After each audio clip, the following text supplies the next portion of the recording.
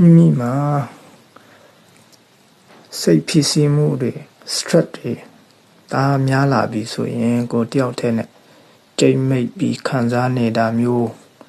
မိသားစုကိုအပူတွေမပေးချင်ပါဘူးကွာဆိုပြီးမှဖွင့်မပြောပဲတယောက်တည်းကြိတ်ခံနေတာမျိုးတွေကိုမလုပ်တင်ပါဘူးเนาะဒါတွေကခင်ဗျားတို့ကျွန်တော်တို့ရဲ့စိတ်ကိုစူဆိုက်ဖြစ်နိုင်တဲ့အထီကိုအန်တရရှိပါတယ်เนาะမိမိမှာစိတ်ဖြစ်စီမှုတွေ stress တွေဒါများလာပြီဆိုရင်ကိုတယောက်တည်းနဲ့ကြိတ်မိတ်ပြီးခံစားနေတာမျိုးမိသားစုကိုအပူတွေမပေးချင်ပါဘူးကွာဆိုပြီးမှဖွင့်မပြောပဲတယောက်တည်းကြိတ်ခံနေတာမျိုးတွေကိုမလုပ်တင်ပါဘူးเนาะဒါတွေက